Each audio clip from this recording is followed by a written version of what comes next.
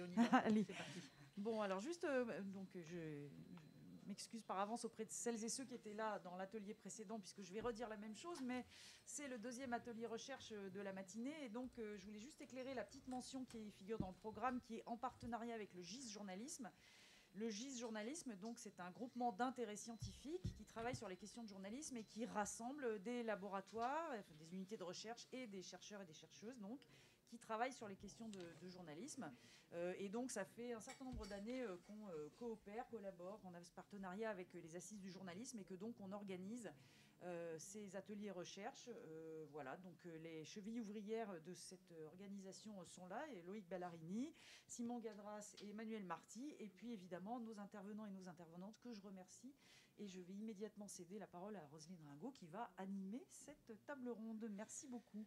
Très bien, merci. Donc, cette table ronde s'intitule « Traduire la science, paroles expertes et responsabilités journalistiques ». On a choisi de traiter, enfin on a été quand même pas mal guidé par les préparatifs, pour tout dire, très bien cadré. Non, je pense que ça va là, c'est bon. Ça devrait aller. Et donc, on a choisi de traiter 4 grandes questions. La première va porter sur les rapports entre les différents acteurs sociaux impliqués, journalistes, scientifiques, politiques, militants, etc. La deuxième grande question va traiter du comment rendre compte des désaccords, voire des conflits qui traversent le champ scientifique, qui n'est pas toujours sur les mêmes positionnements.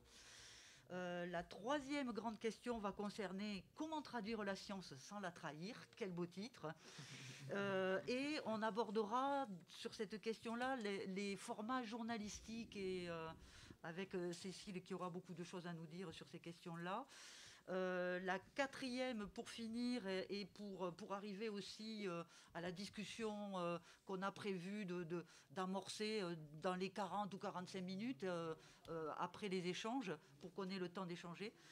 Ça portera sur l'impact des journalistes sur la définition des luttes et l'articulation aux questions sociales, plus particulièrement dans le contexte des controverses environnementales. L'articulation aux questions sociales étant peut-être plus large, comme on le verra plus dans le détail tout à l'heure. Voilà, alors à cette table, et pour parler de tout ça, par ordre alphabétique du coup, François Allard-Huvert, qui est maître de conférence à l'Université de Lorraine et chercheur au CREM, et qui va présenter ses travaux tout de suite. Merci Roselyne. Donc oui, je suis chercheur au CREM à Nancy et je travaille essentiellement sur controverses environnementales, controverses sanitaires, avec une petite marotte autour du glyphosate et donc de son traitement médiatique. Et puis aussi, par ailleurs, d'autres sujets de recherche liés à la communication et à l'environnement, et en partie aussi les fake news, des informations sur ces sujets-là. Ok, Pauline Amiel, qui est maître de conférence à l'école de journalisme de Marseille et chercheur au labo MSIC. Pauline. Oui, bonjour. Donc moi, je mène mes recherches particulièrement sur 2 sujets, le journalisme de solution et la presse quotidienne régionale, qui ont des rapports aux sources très différents. Donc je vais essayer de parler un petit peu des 2 aujourd'hui. Vincent Carlino, qui est maître de conférence à l'Université catholique de l'Ouest à Nantes. Je parle maintenant. Ah oui, après, celui-là. Oui, alors un petit peu comme François, je travaille sur les controverses environnementales. Je m'intéresse toujours d'ailleurs au mouvement, aux mobilisations antinucléaires notamment. Et je me suis aussi intéressé à la question des fake news, alors plus précisément appliquée au domaine de l'environnement. Voilà. Merci. Et Cécile Cazenave, qui est journaliste et qui va nous dire où. Oui, bonjour, donc moi je suis journaliste depuis 20 ans bientôt. Et je me suis spécialisée en environnement il y a une quinzaine d'années, complètement par hasard, et c'est devenu ma spécialité.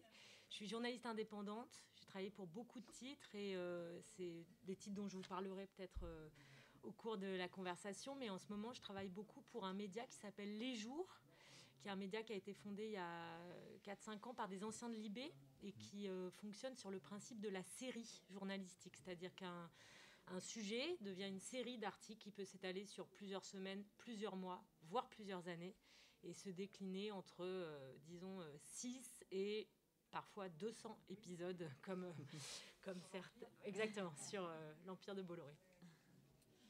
Ok, merci. Alors moi, je suis Rosine Ringot, je suis enseignante et chercheur à Grenoble, au labo qui s'appelle le GRESEC et à l'école de journalisme de Grenoble. Voilà, je ne suis pas du tout spécialiste de ces questions. Par contre, je suis spécialiste du discours journalistique. C'est peut-être pour ça que j'ai été sollicitée pour animer cette table ronde.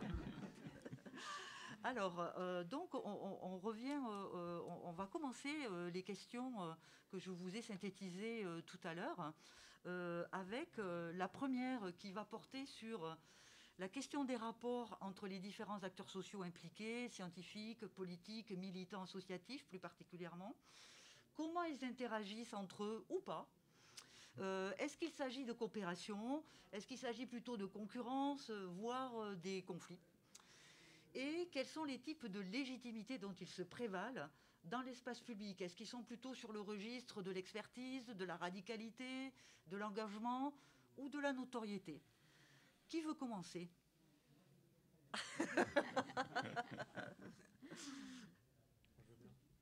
Allez, Vincent. Bon, Tu préfères avec ce micro? peu importe, celui qui fonctionne.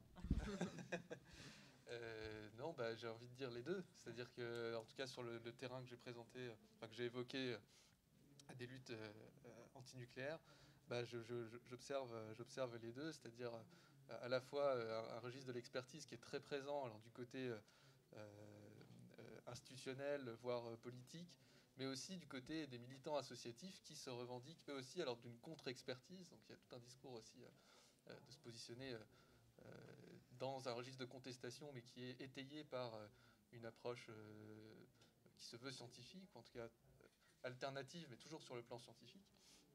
Et puis il y a plus récemment, mais même si tout ça est plus ou moins cyclique, il y a eu aussi un registre plus qui s'est présenté comme étant plus radical. Alors il faudrait définir ça, surtout vis-à-vis des débats récents qu'il y a autour d'un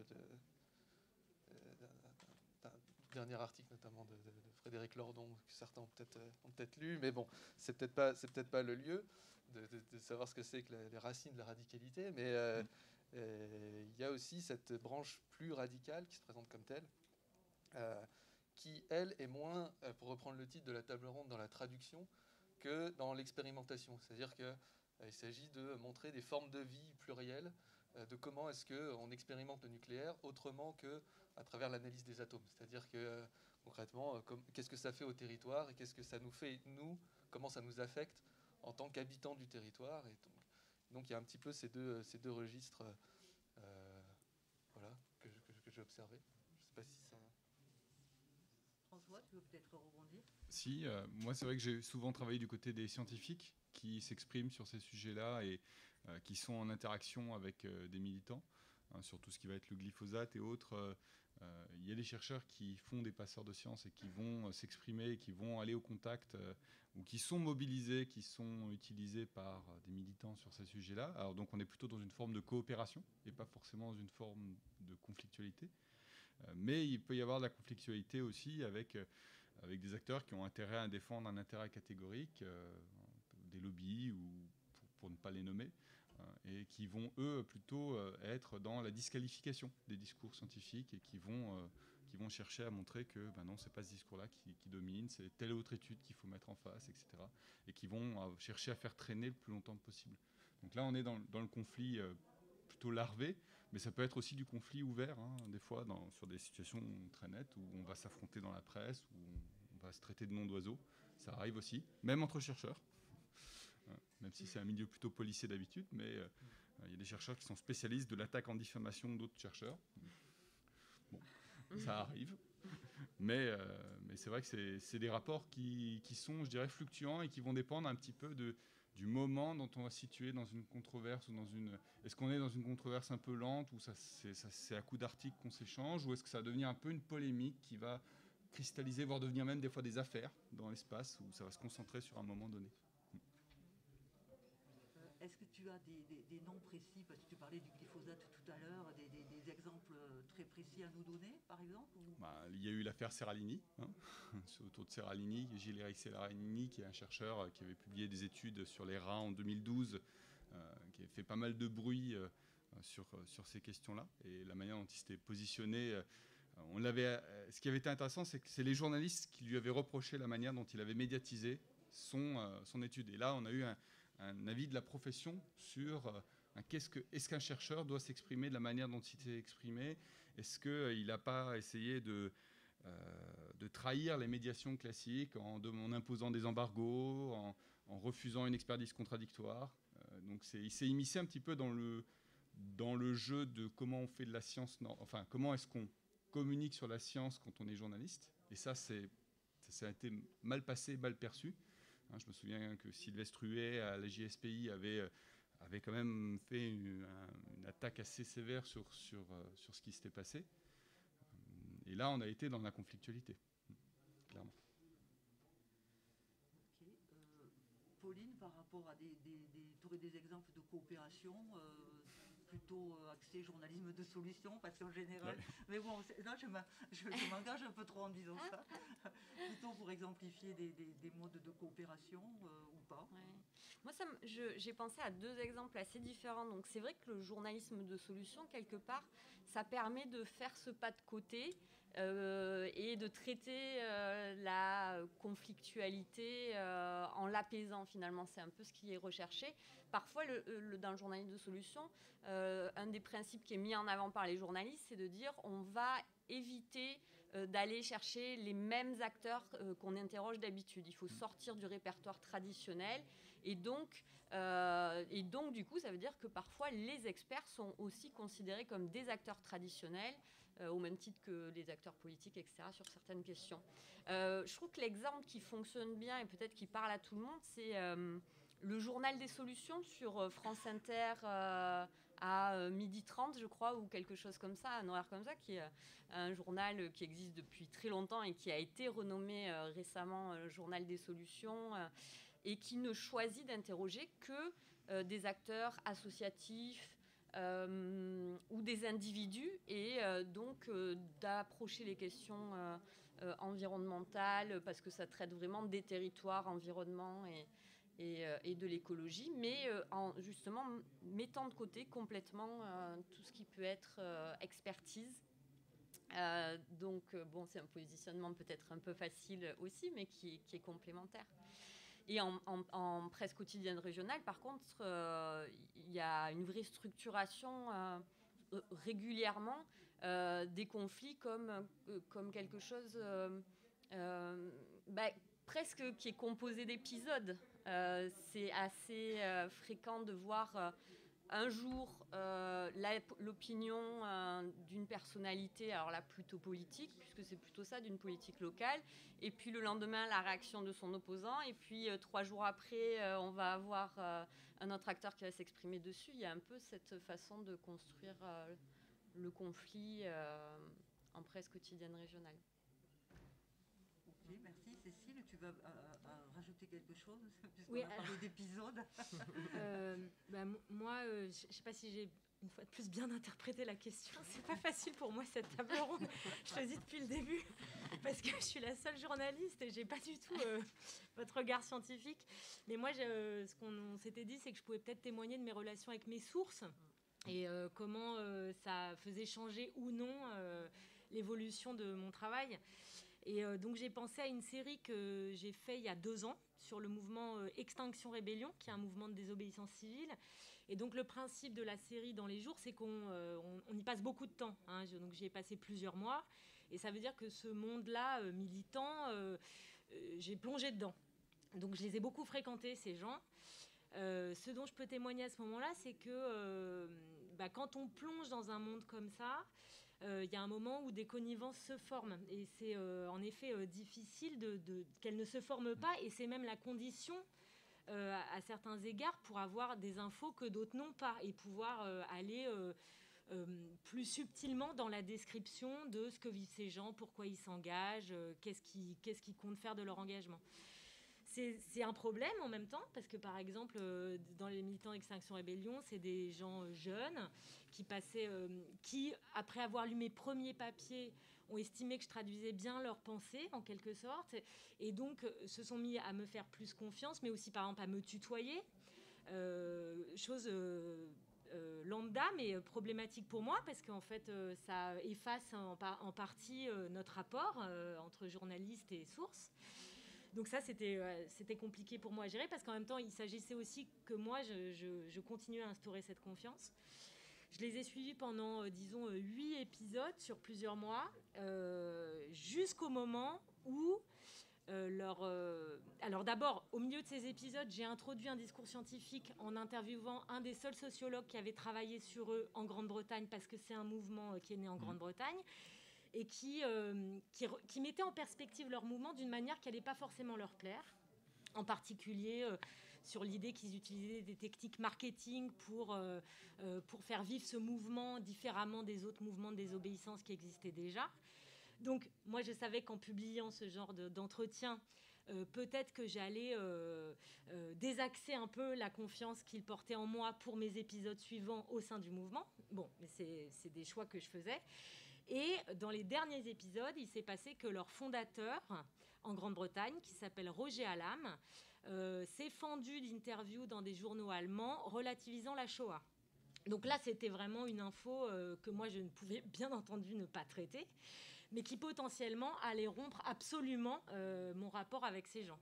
Et donc, je me souviens avoir fait cette enquête que j'ai menée jusqu'au bout, en plus qui montrait que c'était pas un égarement passager, mais c'était une stratégie de rentre dedans des médias, en fait, complètement infamante, quoi. Et j'ai fait cette enquête en me disant, potentiellement, c'est le dernier épisode de la série, parce que derrière ça, plus personne ne voudra me répondre dans ce mouvement. Et je l'ai fait quand même, bien entendu. Et en fait, ça n'a pas été le dernier épisode. C'est ça qui était intéressant, c'est qu'ensuite, il y a eu d'autres actions que j'ai pu encore couvrir. Pourquoi ces gens ont continué à bien vouloir me répondre, alors que vraiment, là, il y avait une potentielle disqualification de leur mouvement. Je pense qu'en partie, ils ne lisaient pas mes articles, pour une grande partie. Non, mais c'est la réalité. Je pense qu'ils ne lisaient pas tous mes articles, et qu'une autre partie, ayant lu mes articles, considérait que j'avais fait mon travail de journaliste, et que pour autant, ils n'étaient pas entièrement disqualifiés, qu'ils pouvaient me parler. Voilà. C'était entendable pour eux. C'était entendable. C'est intéressant parce que en fait, ce que tu traduis là, c'est des stratégies de positionnement par rapport à la presse qu'il y a dans les mouvements. Et ça, on les retrouve souvent. Il y a des mouvements où, au contraire, on va accompagner, on a pensé, on a réfléchi comment est-ce qu'on va se positionner, comment est-ce qu'on va marketer. C'est pas forcément le cas, mais comment est-ce qu'on va faire nos relations presse. Et il y a des mouvements qui sont construits dans la médiatisation de leur action. Clairement, Greenpeace en est un, mais moi je pensais aux faucheurs volontaires aussi sur lesquels j'ai travaillé, qui sont construits dans la médiatisation. On envoie un communiqué de presse, on prévient la gendarmerie, on y va, on fauche, et on essaye d'avoir les médias locaux sur place pour montrer notre action. Et pourtant, des fois, il y a des moments où c'est traversé de conflits. Il y a eu il y a quelques années, justement, chez les faucheurs volontaires, une partie du mouvement qui fauchait en silencieux, qui allait faucher, qui prévenait pas la presse, qui prévenait pas les journalistes, qui prévenait pas la police, et qui fauchait. Et il y a eu des conflits ouverts au sein du mouvement par forum interposés sur est-ce que c'est la bonne stratégie ou pas. Là, qui disaient non, on n'est pas assez radicaux et il faut qu'on soit plus virulent dans notre action, et pour ça il ne faut pas qu'on prévienne la presse. Et d'autres qui disaient non, au contraire, on s'est quand même construit au départ sur une existence pour que les gens comprennent le problème que posent les OGM. Donc quand on va faucher, il faut prévenir et il faut montrer. Sinon on n'est que dans l'incivilité, on n'est que dans la destruction pure et simple. Donc c'est intéressant ce rapport aux sources et aux médias, et ça se travaille, et je pense que ça évolue aussi avec le temps. Et Extinction Rébellion, c'est un mouvement c'est vrai qui est très intéressant comme ça. Ce qui avait bien marché aussi pour moi, pardon, je rebondis juste une dernière fois, c'est que certains lisaient mes papiers et que certains apprenaient des choses dans mes papiers. Oui. Et ça, c'était super intéressant, parce que parfois, quand je les recroisais après sur le terrain, ils me disaient « il était bien le dernier, hein, j'ai compris des trucs que je n'avais pas compris », parce que moi, mon boulot, c'était d'aller, de ne pas me contenter d'une source, justement, et d'aller en explorer plus, finalement, qui était en plus petit groupe, quoi. Ok, merci. Je pense qu'on va pouvoir passer à la deuxième question pour garder du temps aussi tout à l'heure pour échanger avec le public. Donc, en deuxième faisceau de questions, on va plutôt basculer sur le rapport aux scientifiques. C'est très bien puisqu'on vient de parler du rapport aux militants. Donc, on avait parlé de la question que, sachant que la science et les discours scientifiques ne sont pas monolithiques, comment peut-on rendre compte des désaccords, voire des conflits au sein du champ scientifique cette fois-ci, ou encore des incertitudes, parce que la science est faite d'incertitudes aussi, bien évidemment.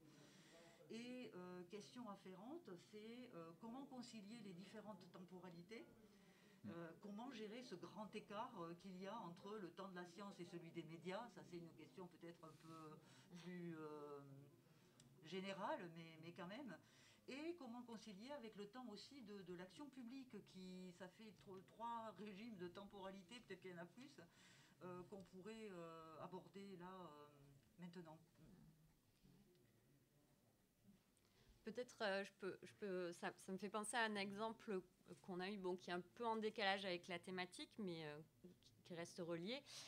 Donc, à Marseille, il y a eu tout un épisode avec le professeur Raoult, évidemment, et qui relie vraiment tous ces régimes, ces questions de temporalité.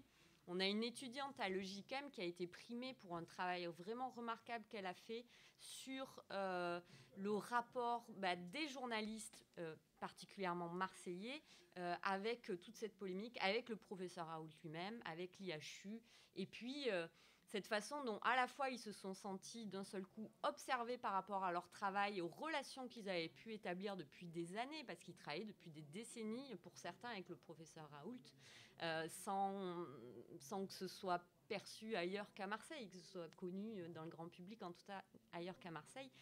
Et eux-mêmes se sont sentis vraiment observés sur leurs travaux de journalistes et quelque part perdus aussi, complètement en décalage avec cette polémique immense qui a pris. Et les réactions étaient très différentes justement en fonction de leur capacité à comprendre le débat scientifique, à s'insérer, leur spécialisation aussi. Et c'est vrai que c'est un peu en décalage comme exemple, mais je trouvais que ça illustrait quand même bien toutes ces questions-là. C'est pas vraiment un décalage, hein. Non. Dire quelque chose parce que je ne connaissais pas leur travail. Donc, quelle était la presse, comment locale, comment relayer tout le controverse autour de professeur Raoult? Il y a eu des réactions très diverses. Alors, il couvrait depuis des années le travail du professeur Raoult, qui a aussi été président de l'université à Marseille, donc il y avait vraiment une position très ancrée en fait dans la ville. Et il y avait à la Provence une journaliste qui est plutôt spécialisée sur les questions de santé, donc qui a réussi un peu à se dépatouiller, comme elle l'explique à notre étudiante dans l'article, à essayer à lire, à retrouver les travaux scientifiques, à aller les lire, à être capable de les comparer. Et voilà, d'essayer de s'extraire de cette... Pour elle, c'est que c'est un peu comme tous les journalistes ensuite l'ont exprimé, c'est que il y avait des travaux évidemment qui allaient dans le sens de l'usage de la chloroquine et des témoignages de politiques locaux, en particulier à Marseille, à Nice.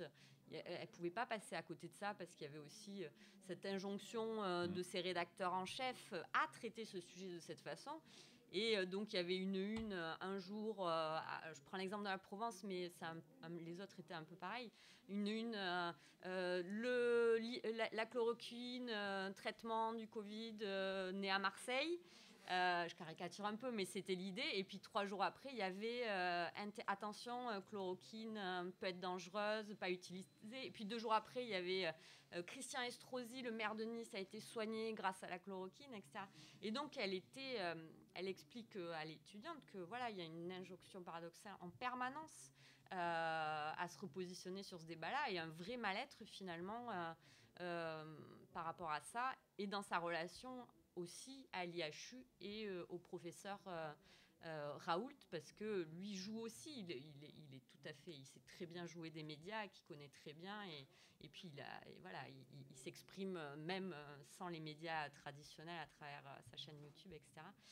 Donc, je trouvais que c'était vraiment très intéressant. Et elle, c'est ce qu'elle exprimait bien, cette journaliste.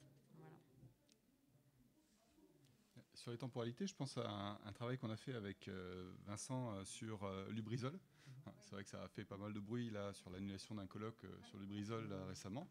Et à l'époque, on avait travaillé sur la réponse médiatique, mais aussi la réponse étatique rapidement autour de Lubrizol, avec des injonctions très contradictoires entre « vous inquiétez pas, vous pouvez sortir, tout va bien », et puis un communiqué de la préfecture 3 jours plus tard « fermez les fenêtres, surtout restez chez vous, ne respirez plus », et puis « c'est bon, non, c'est bon, tout va bien, rouvrez », et puis après des fake news qui circulaient un petit peu sur des poissons morts à tel endroit, est-ce que c'est lié au Lubrizol ou pas. Et là, on était vraiment dans le moment où on avait ces trois temporalités qui rentrent en collision entre, d'un côté, la temporalité médiatique, il faut informer les gens, il faut rendre compte de ce qui s'est passé.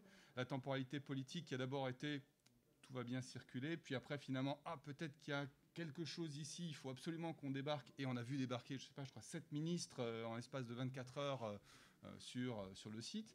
Et puis la temporalité scientifique qui est... on ne peut pas donner d'informations sur un feu qui est en cours. On n'a pas encore eu accès au registre pour savoir quelles étaient les matières qui ont brûlé. Comment est-ce qu'on va avoir une conséquence ou pas sur la pollution atmosphérique. Donc là, on avait vraiment ces trois temporalités qui rentraient en conflit les unes avec les autres. Et j'ajoute que par rapport à tout ce que tu dis, que le liant peut-être entre ces trois temporalités, c'est la question de l'incertitude. C'est-à-dire que vu qu'on disait tout et son contraire dans un espace de temps assez réduit, tout ça aussi pour obtenir des réponses à des situations concrètes, parce que les gens qui vivent sur place aussi se sentent peut-être déconsidérés, exposés à des risques, etc. Et cherchent par eux-mêmes des réponses, et c'est à ce moment-là qu'on a vu des choses, alors faut-il les qualifier de fake news, en tout cas des contenus en circulation sur Twitter, où effectivement on montrait des poissons morts dans une rivière, sans forcément apporter de contexte, et puis où on cherchait, en tout cas, moi ce que je vois à travers ça, c'est une recherche de réponses que manifestement les médias et l'action publique donnaient de façon partielle. Et puis moi ce que je vois à travers la question qui est posée aussi, c'est que peut-être que ça peut paraître paradoxal, mais pour communiquer des désaccords, communiquer des controverses, puis ça se voit aussi dans ton témoignage, c'est que de façon assez paradoxale, il faut savoir aussi trancher, prendre position, ce qui ne veut pas dire avoir des idées arrêtées, mais il faut savoir à un moment aussi, même vis-à-vis de la chloroquine, dire quand ça fonctionne et dire quand il y a des bêtises en circulation. Et la question des formats, des formats plus longs, comme le fait Les Jours, est intéressante sur ce point-là, dans le sens où on va peut-être au-delà d'un fact-checking hyper réduit sur une question, mais où on laisse la parole se développer, tout simplement. Les formats, ça arrive juste après. Ah, j'anticipe. Non, c'est pas grave du tout. De toute façon, c'est un bon teaser. C'est tellement interrelié que c'est normal. Peut-être, Cécile, toi, tu as été confrontée dans des papiers que tu écrivais à des difficultés, justement, par rapport à ces questions-là, conflits scientifiques ou... En fait, moi, ce que ça m'évoque, c'est plutôt la question de la... Parce que moi, je ne suis pas journaliste scientifique. Je suis journaliste généraliste et je le suis resté. Enfin, je l'étais de formation et je le suis resté parce que c'est ce qui m'intéressait. En fait, c'est travailler pour des médias grand public qui soient en charge de faire passer, en l'occurrence, une information environnementale et puis petit à petit plus climatique, au fur et à mesure que le climat prenait de plus en plus de place, en fait. Mais moi, ce que je veux dire, c'est que j'ai jamais travaillé dans des médias qui étaient soumis à des contraintes de temps telles que vous l'avez décrites, parce qu'en fait, là, il y a une contrainte de temps, c'est-à-dire les journaux quotidiens, les radios, les télés, on voit bien dans quel type de contraintes ils sont pris. Moi, j'ai toujours travaillé dans des médias où il y avait plus de temps pour travailler, et je pense que ça change tout, c'est évident, parce qu'en fait, ça permet... l'accumulation d'informations et du coup le choix en effet de l'angle et ça permet de poser les choses en fait. Plus on attend quand même, moins on est pris dans ces contradictions. Donc moi ce dont je peux témoigner c'est quel est le déclencheur d'une série d'articles par exemple pour Les Jours qui sont mes dernières années de journalistique. Là, qu'est-ce qui va faire que on choisit de déclencher une série. Et en fait, je trouve que ce sont des leviers très différents les uns des autres. C'est ça qu'il faut garder en tête dans une rédaction. Parce qu'en fait, par exemple, la première série que j'ai faite pour les jours, c'était une série sur les abeilles, qui a été déclinée en 12 épisodes, je crois, qui m'a pris sur 6 mois, un truc comme ça. Et le déclencheur de cette série, c'était un vote des lecteurs des jours. C'est-à-dire qu'au jour, on peut devenir sociétaire des jours quand on est lecteur, faire partie d'un collège des lecteurs, et une fois par an, les lecteurs peuvent dire quelle série ils veulent cette année. Et donc ça, c'était un vote des lecteurs. Et c'était intéressant parce que moi, j'en avais fait plein des articles sur les abeilles auparavant pour d'autres médias. Mais là, c'était ce lectorat très particulier qui n'est pas un lectorat scientifique. Donc on n'est pas à Sciences et Avenir, on n'est pas à... j'en avais fait pour Géo, les abeilles autour du monde, on n'est pas à Terra Eco qui suivait des manifestations d'apiculteurs. Là, c'est Les Jours qui veut en plus un ton décalé, qui lit Les Jours pour son décalage de ton, éventuellement son humour, éventuellement le fait de creuser des choses, qui soudainement veut entendre parler des abeilles. C'était super et c'est comme ça que j'ai commencé à travailler pour Les Jours, parce que c'était une rédaction qui était extrêmement démunie sur le plan environnemental à l'époque. Les Jours étaient très récents, c'est une petite équipe. Ils n'avaient pas de journaliste environnement. Ils cherchaient qui va bien pouvoir nous faire les abeilles. Ils faisaient déjà Bolloré, ils faisaient déjà des choses sur les questions de genre, sur les questions de violence policière. Mais qui va nous faire les abeilles? Qu'est-ce qu'on va bien pouvoir raconter? C'est comme ça que je suis arrivée au jour. On m'a dit, et qu'est-ce qu'il y a à raconter là-dessus? Et en fait, évidemment, ça pouvait se décliner en 12 épisodes. Ça pouvait parler de controverses scientifiques, mais qui avaient eu lieu. Qui n'était pas, on n'était pas en plein dedans, quoi. Donc c'est intéressant de voir comment. Et là, c'était un désir sociétal, en fait. C'était ces lecteurs-là qui voulaient entendre parler de ce sujet-là, traités sous une forme innovante que pouvaient proposer Les Jours. Voilà, c'est un exemple. Mais il y a eu plein d'autres déclencheurs. Extinction Rébellion, finalement, on était là pour le coup. Les Jours étaient parmi les premiers médias à en parler et à décider de se plonger dedans. Donc c'était être un peu en avance sur ce qui allait se passer, à savoir que ce mouvement allait naître en France, enfin, était en train de se structurer. Ou j'ai une autre série dont je vous parlerai sans doute après, mais qui s'appelait Fin du monde, saison 2. C'était la deuxième saison de la Fin du monde. Et c'était une série sur le changement climatique et ses conséquences. Et là, en fait, ça a été déclenché par les incendies. Donc, c'était avant le premier confinement, hein, c'était fin 2019. Les grands incendies en Australie. À un moment, tous les médias se sont mis à en parler. Télé, radio, c'était janvier 2020. C'était Noël 2019, quoi. Il y a une très, très grosse couverture au vu de la dimension de ces incendies et de leur aspect spectaculaire. Et au jour, ils se demandaient, mais qu'est-ce qu'on en fait, nous, sous nos formats à nous? Qu'est-ce qu'on fait avec ça? Alors que tout le monde en parle, tout le monde montre ses images, etc. Et on a décidé de déclencher à partir de là une série sur le changement climatique, et non pas sur les incendies en Australie. Les incendies étaient le déclencheur d'une nouvelle série sur les impacts du changement climatique, et qui s'est déclinée en 8 épisodes, dont je vous parlerai après aussi, parce que... Oui, voilà. C'est plutôt la question. Ouais. Voilà, c'était pour dire la variété des déclencheurs. Je ne sais pas si j'ai répondu à la question, mais... Tout à fait, de toute façon, tout ça. Et c'est vrai que là, on a une grande différence entre la demande sociale liée à une catastrophe industrielle, mais qui relève d'explications probablement scientifiques, et puis avec une demande sur comment faire et comment gérer, et des temporalités beaucoup plus longues, sur quoi que, les abeilles... si elles étaient à côté de Lubrizol, elles ont eu mal aussi, quoi. Hein. Mais on n'est pas tout à fait dans les mêmes modalités, bien évidemment. Écoutez, je surveille quand même un peu la montre, donc je pense qu'il est temps de passer à la troisième question, pour toujours pareil qu'on ait un peu de temps ou beaucoup de temps pour échanger tout à l'heure. Donc, dans un troisième questionnement, on avait la question phare de comment traduire la science sans la trahir. Quelles sont les compétences et les ressources à mobiliser, et quels sont les formats journalistiques. Alors, on a déjà commencé un petit peu à aborder ce sujet, tellement ces questions sont intrinsèquement reliées, mais là, on va mettre la focale sur ça maintenant. Et peut-être que Cécile, tu peux continuer et prendre la parole tout de suite. Alors, moi, j'ai un exemple, un témoignage à apporter là-dessus. Donc, je continue sur cette série qui s'appelait Fin du monde, saison 2. Et le témoignage que j'ai apporté, c'est il m'est très rarement arrivé d'essuyer des échecs de demande d'interview auprès de chercheurs, notamment, puisque Fin du monde, saison 2, ça parlait de glaciologues, des recherches des glaciologues, des climatologues, des modélisateurs de Météo France. Enfin, ça faisait appel à tout le corpus qu'on va aussi retrouver dans la presse scientifique ou dans la presse généraliste, mais de manière plus diluée, dans des pages Planète du Monde.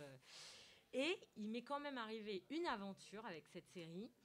J'ai un éminent chercheur, un éminent climatologue, d'un éminent laboratoire de recherche, a tout bonnement refusé de répondre à mon interview parce qu'il estimait que le titre de cette série et le format qui était celui des jours allait trahir sa pensée scientifique et générer, me disait-il dans son mail, puisque je l'ai eu que par mail, un effet de terreur des populations qui était absolument contraire à son intérêt scientifique. Alors, je reçois ce mail. C'est très bouleversant de recevoir un mail comme ça quand on est journaliste et qu'on pense qu'on fait bien son travail, en plus. Qu'on le bâcle pas, qu'on enquête pendant de très, très, très longues journées, quoi, qu'on recoupe, qu'on appelle plein de gens. Et j'ai essayé de défendre le travail des jours. C'est-à-dire, j'ai essayé de lui dire, je pense que vous n'avez pas lu nos articles. Les jours travaillent sur le modèle de la série. Ils en reprennent les codes. Donc, ils reprennent des codes de ton des séries télévisuelles, parce que nous, on pense que c'est comme ça qu'on peut faire en sorte que des gens lisent 10 papiers de 15 000 signes sur le climat, parce que c'était quand même ça, mes séries, c'est des papiers de 15 000 signes sur le climat, où on raconte des histoires de climat vraies, avec un ton qui, en effet, parfois s'autorise l'humour noir en particulier.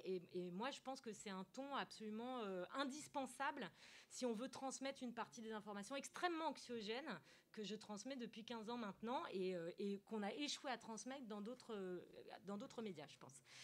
Et cet homme n'a jamais répondu à mon mail de défense, qui était un mail très très long où je lui donnais tous les codes d'accès à tout le site internet des jours pour qu'il puisse lire tous les papiers et qu'il se rende compte de la qualité de notre travail journalistique, ce qu'on estimait être sa qualité. Il n'a jamais répondu. Et dans le même temps, donc j'ai trouvé d'autres gens bien évidemment, mais c'était vraiment là une incompréhension totale entre nous, quoi. Et dans le même temps, je terminais cette série dont je vous ai parlé sur Extinction Rébellion.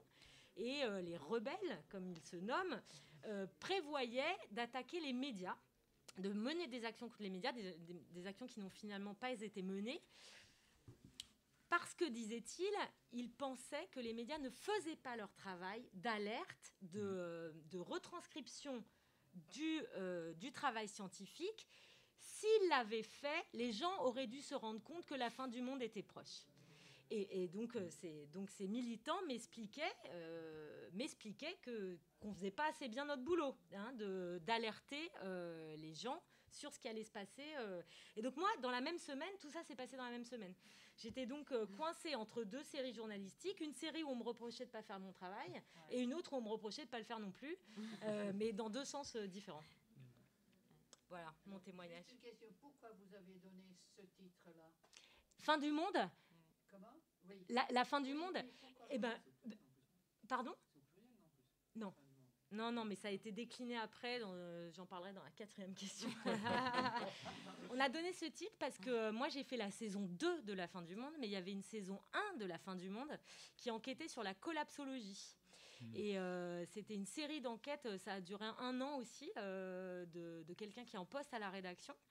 Et donc la fin du monde, en fait, c'est quand même ça, c'est ce que théorise la collapsologie. Et donc on poursuivait cette série. Mais en fait, il ne s'agit jamais de se contenter du titre. Il y a, au jour, par exemple, il y a une espèce de baseline, quoi, qui explique en 10 lignes de quoi va parler la série dans les 6 prochains mois. Donc en fait, c'était très simple quand même de se rendre compte qu'on ne pouvait pas s'arrêter, enfin qu'on n'était pas Le Monde, quoi, qu'on ne fait pas des titres comme Le Monde. C'était très facile. Vraiment, je pense pas qu'on était attaquable là-dessus. Non, parce que ça, je suis surprise de ce titre, et c'est vraiment des relents millénaristes, etc. Pas du tout problème. J'entends ce titre, j'ai pas envie de le lire. Vous n'êtes pas lectrice des jours. Non, je ne crois pas du tout. Je suis journaliste donc très impliquée dans les questions écologiques, mais ce titre ne m'indique pas ça. J'associe ce titre encore à des mouvements de pensée qui m'intéressent moyennement. Voilà. C'est pour ça que j'étais intriguée par le titre. Il est pris dans un format. C'est la question de la ligne éditoriale. Oui, c'est ça que vous posez. Voilà. En fait, c'est parce que il faut que vous alliez voir ce média. C'est-à-dire, si vous alignez tous les titres de ce média, vous comprenez pourquoi on peut appeler une série sur le climat la fin du monde. Un kidam à qui vous voulez faire lire un article. Que regarder ce qu'on a fait depuis des années, etc. Mais non, mais oui, mais précisément, mais là, vous posez une question d'économie de la presse. En fait, on ne s'adresse pas à un kidam à qui on veut faire lire cet article. En fait, on a un lectorat qui s'abonne. En plus, c'est un journal indépendant sur abonnement. Donc, c'est vraiment... c'est un lectorat très spécifique, très fidèle. Très, très fidèle même. Très soutenant. Et précisément, on ne s'adresse pas à un kidam à qui on veut faire lire cet article. À notre lectorat qui s'abonne pour soutenir cette presse indépendante. Vous avez des idées de ce lectorat? On fait un truc sur la vie de la presse, du coup. Oui, exceptionnellement, on va prendre, pas exceptionnellement, on va s'adapter à la situation. Je vois qu'il y a une autre question dans le public, on la prend, et puis on reviendra au cadre prévu. Merci. Moi, mon nom est Khalid Suleiman, je suis un journaliste kurde irakien. Alors, je travaille sur la même question d'environnement, spécialisé dans ce domaine depuis 15 ans aussi. Et j'ai fait la même chose. J'ai fait des séries d'articles et des fois, vous savez, des histoires audiovisuelles sur la même question. Mais ma question à Camille...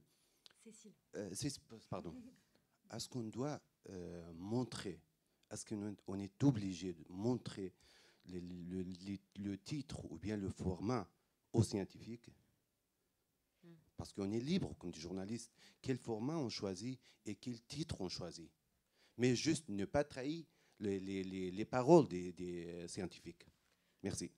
Non, mais c'est une excellente question parce que vous avez raison. Notamment, La fin du monde, c'est le titre de la série d'articles. Et donc, si vous voulez, comme chez nous, il n'y a pas de rubrique environnement. Je travaillerai dans un autre média où il y aurait une rubrique environnement. En fait, je m'adresserai aux gens en disant « Bonjour, je suis Cécile Cazenave de la rubrique environnement de tel média. » Et je fais un papier sur tel sujet, ça suffirait. Il se trouve qu'au jour, il n'y a pas de rubrique. Et donc, en fait, je travaille dans le cadre de cette série. Parce que je trouve qu'il faut qu'ils sachent dans quel cadre je travaille, évidemment. Ce qu'on ne donne pas aux scientifiques, c'est le titre de l'article. Et ça a produit des réactions intéressantes parce qu'il y en a eu un papier sur les transformations de l'océan sous l'effet du changement climatique. Et ils l'ont appelé « Il fait chaud sa mère ». Il fait chaud sa mère, et moi je connais pas le titre, j'édite pas les papiers. J'ai vu arriver le papier, je me suis dit, alors là, je suis fichue, quoi. Ils vont tous me tomber dessus. J'ai interrogé 10 scientifiques pour ce papier, mais pas du tout. Ils l'ont retweeté en se marrant les uns les autres en disant, hey, Michel, regarde le titre qu'ils ont mis, mais c'est génial. Et c'est d'éminents scientifiques qui travaillent sur cette question. Donc, c'est pour relativiser aussi mon premier témoignage. En fait, il y a toute une partie des gens que j'ai interviewés pour cette série qui ont compris pourquoi on utilisait ce registre de langage, ce ton, et qui ont compris que ça dénaturait pas ni leur travail, ni leur pensée, et qui l'ont apprécié, tout simplement, parce que peut-être ils ont de l'humour. Merci. Dans les terrains des chercheurs, vous avez des échos sur ça, sur des choix de formats qui ont été importants ou pas? Je sais que le journaliste de solution, en France, il s'intéresse en particulier aux questions environnementales.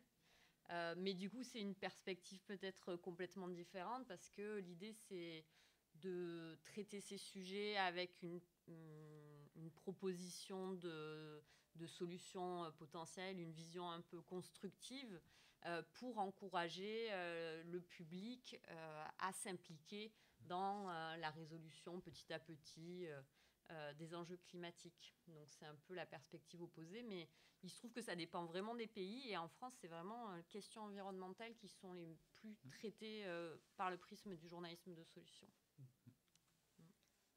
Moi, je me souviens à l'époque, sur les titres, que j'avais travaillé sur Serralini, le titre qui avait été paru dans le Nouvel Obs, c'était « Oui, les OGM sont des poisons ».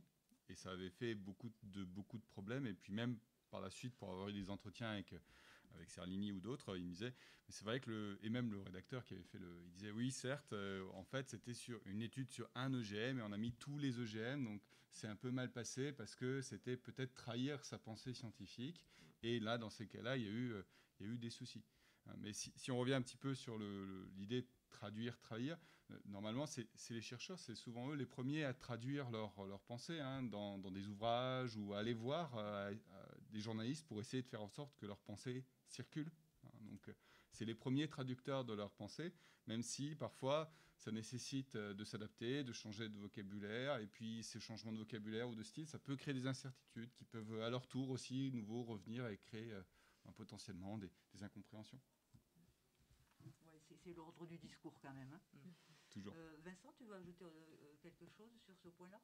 Puisque j'ai une formidable perche qui m'est tendue sur l'incertitude, alors ça concerne peut-être les journalistes, mais aussi et plus des choses que j'ai observées du côté de la communication institutionnelle, où, en tout cas, sur le terrain que j'ai mené, donc à Bure, sur la question de l'enfouissement des déchets radioactifs, il y a eu un habile déplacement de l'incertitude, c'est-à-dire que plutôt que de poser la question est-ce qu'on sait vraiment stocker des déchets radioactifs sous terre, une partie du cadrage, alors en partie médiatique, mais surtout de l'Agence nationale pour la gestion des déchets radioactifs, pose la question peut-être moins piquante de la mémoire en fait du lieu. Mais quand on parle déjà de mémoire, donc de transmission, puisqu'il s'agit d'un lieu qui est censé durer plusieurs centaines de dizaines d'années, on pose plus la question de s'il faut construire le lieu. On fait comme s'il existait déjà et on se demande quels sont les signes à utiliser, le vocabulaire, est-ce qu'on parlera la même langue dans 10 000 ans ?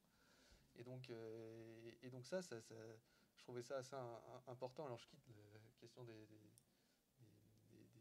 formats avec ça, mais la question de cadrage, là, de la part d'une agence gouvernementale qui s'occupe d'un dossier énergétique assez fort, elle est importante, parce que là, c'est vraiment ça, c'est l'ordre du discours où on déplace complètement toute une partie, on tente d'infléchir complètement toute une partie du débat en le faisant porter sur une question qui en évacue d'autres, en fait. Oui, tout à fait, ouais, c'est un peu stratégique quand même.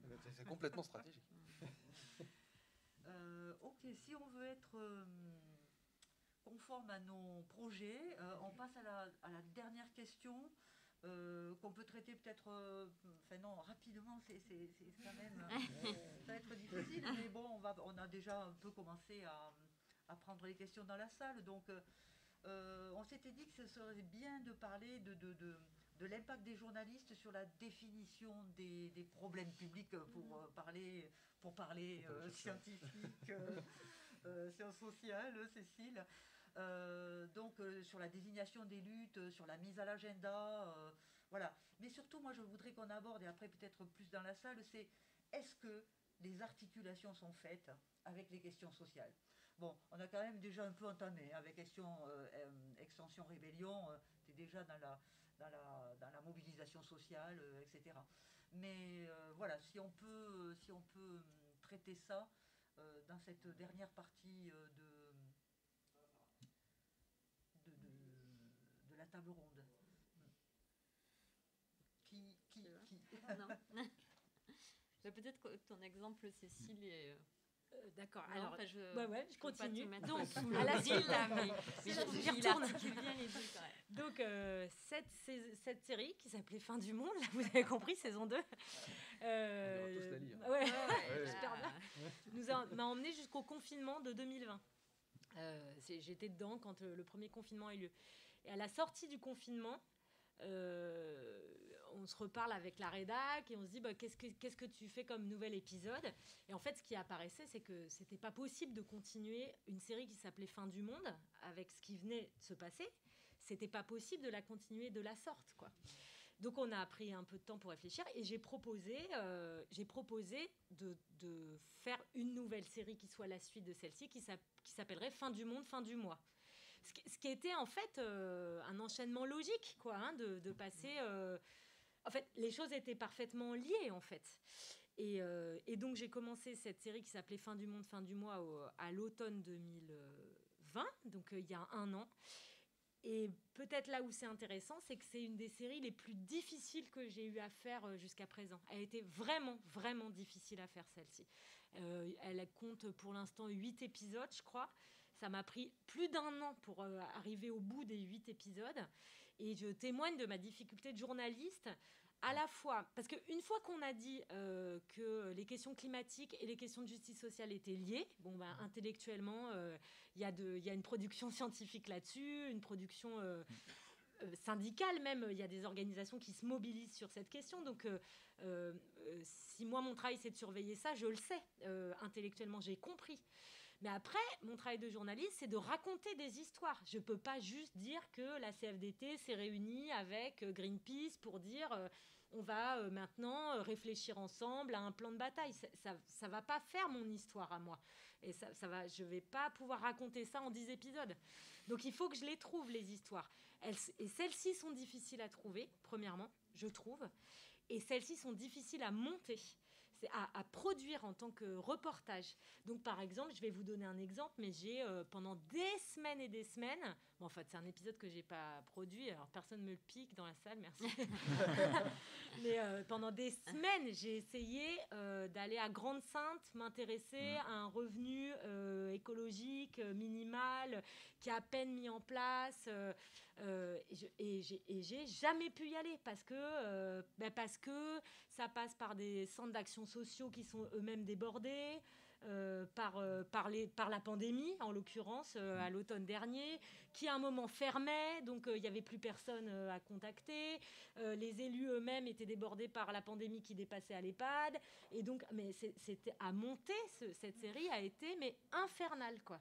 Et j'ai été au bout de 8 épisodes douloureusement, alors que je pensais que c'était absolument la série qu'il fallait faire l'année dernière. C'était sûr qu'il fallait faire ça pour être... Je dirais à une place politique de journaliste, quoi. C'était ça qu'il fallait faire. Donc elle n'est pas finie, elle peut encore se poursuivre, mais c'était parmi les choses les plus dures, bien plus dures que la série sur le climat, bien plus dures. Parce que la série sur le climat, il y a des climatologues, ça fait partie de leur travail de me répondre, même quand certains ne veulent pas. Je peux les trouver, je peux raconter des histoires. Monter Fin du Monde, Fin du Mois, mais c'était une autre paire de manches. C'est vrai, hein, les questions de rapport environnement et société, c'est parfois même des points noirs pour nous, hein, en tant que chercheurs, parce qu'on travaille beaucoup sur les discours qui circulent, et il y a des discours qui sont très visibles, hein, et des discours des lobbies, des discours des militants, les discours de la parole publique, les scientifiques aussi. Et souvent, il y a tout ce point noir de ceux qui ne s'expriment pas ou sur lesquels on n'a pas la parole. Alors des fois, on va chercher ce que vous, journalistes, arrivez à faire parce que vous arrivez à ramener de la parole de la société, des citoyens, sur l'impact que ça peut avoir et sur ce que l'incertitude, les controverses, ça cause au quotidien. Mais pour nous, le remettre dans un travail scientifique, c'est beaucoup plus long, beaucoup plus complexe. Et surtout, on se dit, est-ce qu'on va taper au bon endroit? Est-ce qu'on va voir des choses? Ou est-ce qu'on va répéter des truismes? Et c'est vrai que c'est souvent des angles morts, hein, sur nos travaux. Et parce qu'on manque de mise en visibilité de ces questions-là et de ces rapports-là, hein, sur science environnement et société, c'est vraiment des angles morts. Sauf à travailler spécifiquement sur des petits objets de justice sociale, ou parce qu'il y a des chercheurs qui ont travaillé sur ça. mais en général, ça passe parfois un peu à l'as. Mais je crois que c'est un peu général de toute façon, parce que même en communication publique, en ce moment, je fais un cours avec mes étudiants en journalisme où on essaie de comprendre les objectifs du développement durable qui sont censés imprégner finalement toutes les décisions publiques, voire même qui ont déjà été utilisées dans certaines entreprises, etc., pour justifier et orienter. Et donc le but des objectifs du développement durable, c'est vraiment de faire ce lien-là entre environnement et société.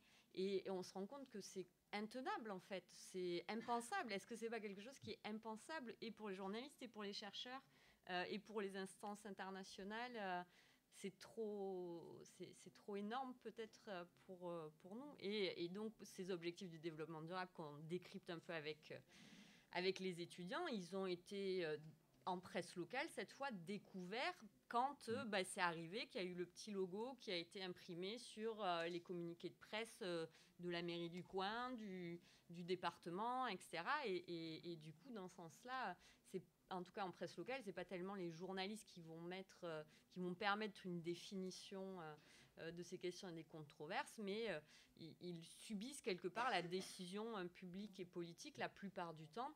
Et je pensais aussi à cet exemple de la loi NOTRe qui a révolutionné un petit peu les échelons territoriaux, qui tombait sur beaucoup de journalistes de presse locale en 2015 sans qu'ils aient pu réfléchir. Et les questions environnementales, elles ont été déplacées par le pouvoir public sur les différentes strates de la décision politique locale. Et encore aujourd'hui, il y a de nouvelles réglementations qui sont issues de la loi NOTRe sur la gestion des eaux et de la vie aquatique donc, en local, que les journalistes découvrent parce que c'est à l'ordre du jour des conseils départementaux, de communautés d'agglomération, etc. Et la conséquence, elle est sociale, c'est une question environnementale mise à l'agenda par les politiques, et les conséquences, elles sont sociales parce que aujourd'hui, c'est là en 2021 que les taxes foncières et taxes locales vont augmenter énormément à cause de cette réglementation GEMAPI sur la gestion aquatique des eaux. Mais tout ça, c'est finalement subi, en tout cas pour les journalistes de presse locale, parce que c'était inscrit en 2015, hein, mais impossible, la lecture est impossible. Et pourtant, c'est le lien entre social et environnement au niveau local. Ok. Vincent, tu aurais peut-être des choses à nous dire sur le cas de l'enfouissement des déchets de Bure avec les mobilisations sociales qu'il y a eu sur ces questions-là. Oui, alors rapidement pour laisser la place aux questions, du côté des militants antinucléaires, environnementaux, appelons-les comme on veut, le lien entre justement la question de l'environnement et les questions sociales, il est fait en fait. Depuis quelques années, 5, 6, 7 ans maintenant, il y a une articulation entre alors une unité thématique qui est présente depuis le début de la controverse dans les années 80, puis même avant, sur le nucléaire en Lorraine, où voilà, il y a un attachement au territoire, à la nature, à tout ce qu'on veut. Mais ce qu'on constate, c'est que ça se raccroche à d'autres mobilisations, par exemple, qu'on pourrait, à tort, penser sans lien avec cette thématique, par exemple autour de questions de genre, par exemple, mais pas exclusivement. Et puis aussi, ça s'articule dans un troisième temps avec des modes d'action qui sont très différents. C'est-à-dire que souvent, c'est présenté comme étant la nouvelle génération de militants, vient aussi avec une nouvelle façon de faire. C'est-à-dire que si les anciens, comme je le disais peut-être un petit peu tout à l'heure, étaient dans le temps de la controverse et de la contre-expertise, il y a une valorisation, alors encore une fois, qui a une histoire, hein, tout n'arrive pas, tout n'est pas neuf, qui se situe plus dans de l'action qui se veut non violente et parfois qui se veut plus directe, l'action de sabotage par exemple, des choses comme ça. Et donc on voit que dans leur manière de vivre leur lutte, comme ils le formulent, qu'il y a une articulation très forte entre, et surtout une articulation très forte entre les thématiques environnementales et des luttes sociales. J'en ai cité une, mais il y en aurait plusieurs à faire. Par exemple, on pose de plus en plus la question d'un rapport colonial ou décolonial avec ces questions-là. Bon, il y en aurait d'autres à lister, et ça peut contribuer à faire bouger les façons de penser le rapport à l'environnement. Alors après, comment ça se traduit du côté des journalistes, ça c'est une autre question. Moi, je me rappelle surtout d'un article qu'avait fait, enfin presque même d'une série d'articles, je sais plus, qu'avait fait Reporter au moment où il était question d'occuper les lieux. Alors ça a été présenté comme une ZAD, ça n'en était pas une, mais ça y ressemblait fortement. À Bure, et où les journalistes une partie des journalistes de Reporter, qui étaient d'ailleurs des jeunes femmes diplômées, sont allés sur le terrain, occuper, grimper dans les arbres, etc., et raconter depuis leur point de vue de journaliste présente sur le terrain, voire militante elle aussi, ce qui s'y passait. Et ça, on voit que c'est, en tout cas dans la façon de raconter la controverse à Bure, c'était assez inédit cet épisode-là. Où avant, les médias étaient assez habitués à une position d'observateur très facile, depuis Metz ou Nancy, à observer ce qui se passait en campagne, et puis à restituer les pour, les contre, et puis à laisser le public trancher. Alors que là, on inversait les choses, en fait. Ok, oui, il y a d'autres terrains comme ça ça me fait penser à ce qui s'est passé à Sivens ou Notre-Dame-des-Landes, etc. Quoi. Ok, bon, on va passer aux questions et la parole à la salle. Je ne sais pas s'il y avait notre micro ou pas. Non. On peut partager. On peut partager celui-là. Ouais. Qui veut s'exprimer ou poser des questions ou avoir plus de détails sur... Oui, enfin, c'est Michel Dupuis. Bon, j'étais dans la session précédente, et comme je travaille aussi sur la relation entre sciences, environnement et médias aussi, d'un point de vue historique, il y a aussi une dimension, c'est quand les scientifiques utilisent le champ médiatique pour faire passer leurs idées, pour court-circuiter leur propre champ scientifique. Parce que pour faire passer, par exemple, un article, il y a une revue avec le comité de lecture, ça prend à peu près 2 ans. Donc l'exemple type, c'est la Colerpa taxifolia, l'algue tueuse avec Philippe Ménez. Donc mais il n'y a pas que ça, on a la même chose avec les puits acides en Allemagne dans les années 80, et j'ai rencontré la même chose avec le Covid. Je voyais gros comme une maison, les articles qui passaient dans la presse, le but, c'était de toucher la communication, enfin la communauté scientifique en utilisant la presse. Et je voudrais savoir si vous avez aussi rencontré ça. Alors des fois, ils se reprennent des biais parce que la presse ne correspond pas forcément à ce qu'ils attendent. C'est sûr que les scientifiques ont aussi une vision de la presse. Et je voudrais savoir si vous avez aussi travaillé sur la façon dont les scientifiques se représentent la presse, parce que c'est très ambigu leur relation. Enfin, c'est aussi, oui, c'est sur ce point, oui. Sur ça, il y a souvent une question de la posture. En fait, le chercheur, il peut avoir plusieurs postures. Il peut avoir une posture de chercheur. Il va dire, je fais un article et je veux faire avancer la science dans le domaine. Et il y a un moment où cette posture, elle peut rentrer en concurrence avec d'autres postures, comme celle de lancer l'alerte, en se disant, c'est pas le temps de la science, c'est le temps de l'action. Il faut absolument qu'on agisse là-dessus. Je reprends Serlini parce que je le connais bien. En fait, toute la polémique qui est née autour de l'apparition dans le Nouvel Obs de son dossier, en fait, elle n'était pas liée à son étude, elle était liée à un ouvrage qu'il avait fait, qui était plutôt un essai philosophique, qui s'appelait Tous cobayes, où il donnait une posture un petit peu de lanceur d'alerte en disant il faut changer la manière dont on fait la toxicologie dans le monde, etc. Et donc, il y a cette tension-là. Et parfois, il y a aussi des rapports de confiance ou de méfiance avec la presse, et en se disant est-ce que ça ne va pas trahir ma pensée, hein, c'est ce que tu disais tout à l'heure. Moi j'ai l'exemple d'un autre scientifique sur le climat, alors je ne sais pas si c'est celui que tu as interrogé ou pas, on discutera après, qui disait je ne vais plus dans les médias pour parler de climat quand on me met à un contradicteur qui est un climato-sceptique, parce que dans ce cas-là, le média ne fera pas son affaire, il va donner la parole, il va donner une tribune à un climato-sceptique qui de toute façon va sortir des arguments complètement pourris d'un point de vue scientifique, et je ne pourrai pas lui répondre en lui sortant 25 études qui contredisent.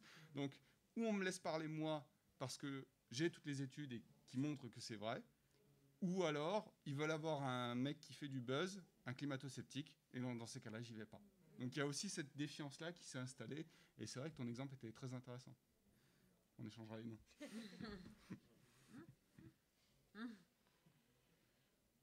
Un autre commentaire sur cette question. Je pense que ça renvoie à une question plus large qui est celle des sources en général. Je pense qu'il n'y a pas que les scientifiques qui instrumentalisent la presse à certains moments. Ça peut être le champ juridique, ça peut être... je pense que c'est intéressant comme question parce qu'on peut se la poser dans d'autres secteurs d'activité ou d'autres catégories de sources en fait. Une autre question ?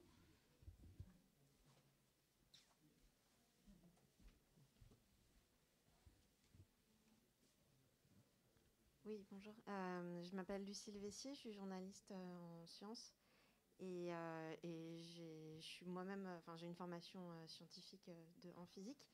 Et en fait, moi, c'est pas vraiment une question, mais c'est un peu un cri de désespoir. Donc moi qui ai fait un peu de recherche, ça me choque à chaque fois que des journalistes font des articles à partir d'une publication scientifique. Et je ne sais pas comment on peut faire rentrer dans les mœurs que c'est pas en se basant sur une publication scientifique qu'on peut faire des conclusions. Et je me dis, il y a peut-être aussi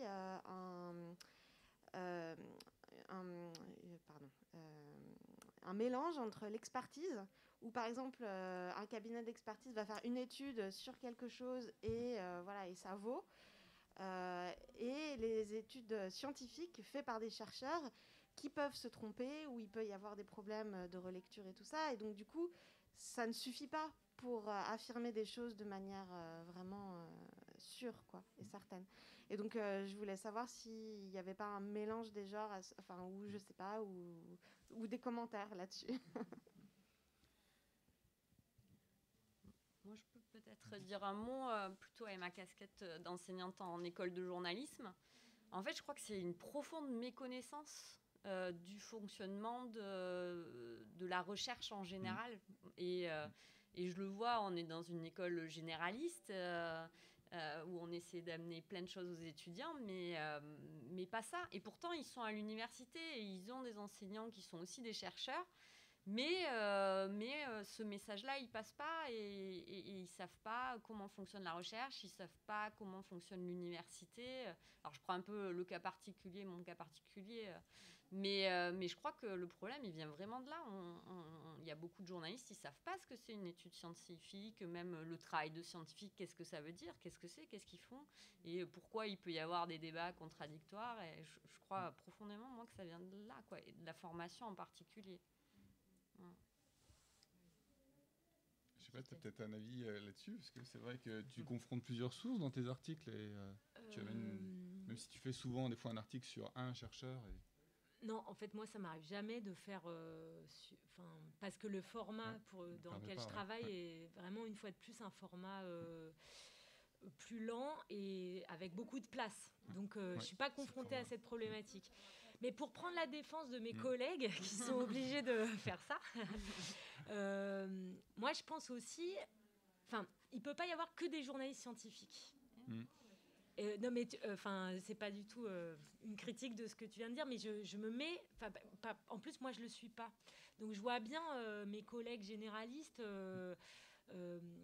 Comment expliquer ça ? Il y a besoin de formation. Par exemple, moi, avant, je travaillais pour un journal qui s'appelait Terra Eco, qui a longtemps existé, pendant 15 ans, qui faisait un boulot sur l'environnement et le climat à une époque où personne ne le faisait. C'était un journal généraliste, mais qui traitait de ces questions alors qu'il n'y avait même pas encore de page planète dans le monde, Donc vraiment, on faisait un boulot vraiment de défricheur.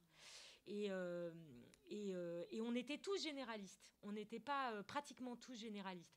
Et il avait été créé, ce journal, avec l'idée que justement ces informations environnementales et climatiques, elles devaient dépasser les journaux scientifiques, ou les journaux lus parce que c'était des journalistes scientifiques. Ça avait été créé par deux journalistes qui venaient de la presse éco et qui s'étaient dit il faut sortir, il faut relier les questions économiques aux questions environnementales et climatiques et aux questions sociales. Il faut faire ce lien. Il n'y a pas de lieu médiatique où ça se fait. Et ils ont créé un journal pour ça et c'était franchement courageux. Ils l'ont commencé à la Renéotype en 2003, je crois. Moi, j'ai commencé à bosser pour en 2007. Et puis, c'est devenu un journal grand public, diffusé en kiosque sur abonnement. Et ce journal est mort quelques mois après la COP 21. Enfin, c'est vraiment... franchement, je cite cet exemple parce que c'est un exemple stupéfiant, quoi, de gens qui s'étaient attelés à ces questions-là et à vulgariser... pardon, ça dévie un tout petit peu de ta question, mais à vulgariser, en fait, une science qui était quand même très confinée, confinée à des publications plus spécifiques. Et ce journal, parce que la presse, c'est ça la vie de la presse et de la presse indépendante, c'est qu'au moment où ces questions, elles atteignaient le grand public et elles envahissaient le champ médiatique, ce journal a été mis en liquidation judiciaire. Et on n'a pas réussi à le sauver. On l'a racheté, nous les salariés, on a essayé de le relancer, on s'est planté parce qu'on n'est pas... direct, enfin, on sait pas faire ça, quoi. On sait faire des enquêtes. Donc voilà. Et ce que je veux dire, c'est que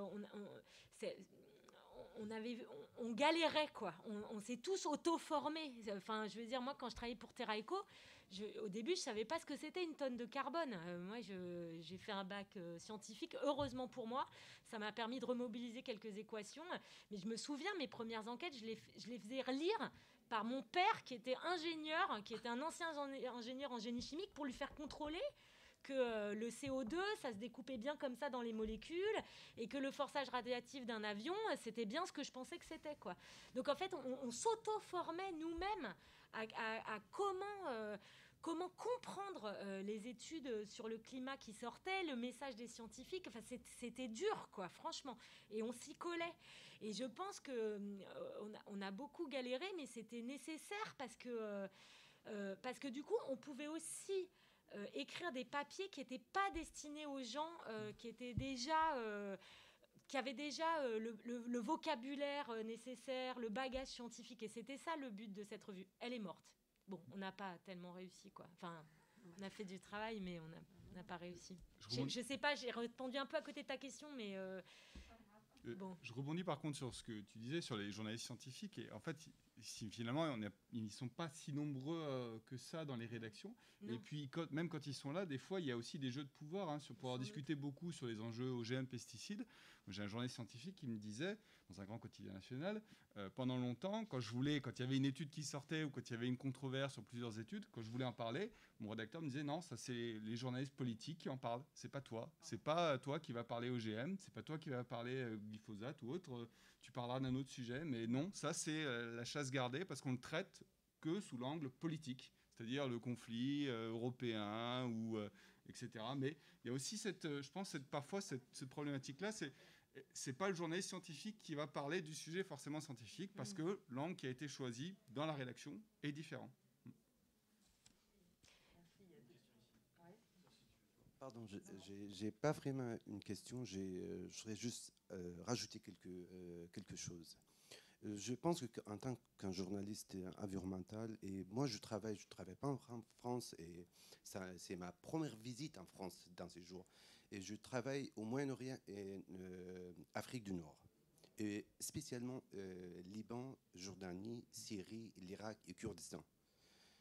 Bon, il faut vraiment faire un lien entre les rapports scientifiques et notre réalité, notre vie quotidienne. Il y a quelques années, j'ai lu un rapport scientifique sur les réseaux Radio-Canada. Alors, le rapport était sur la biodiversité dans le monde partout, au niveau global. Alors moi, je me suis demandé, voilà, est-ce que Moyen-Orient et Nord d'Afrique est inclus dans le rapport?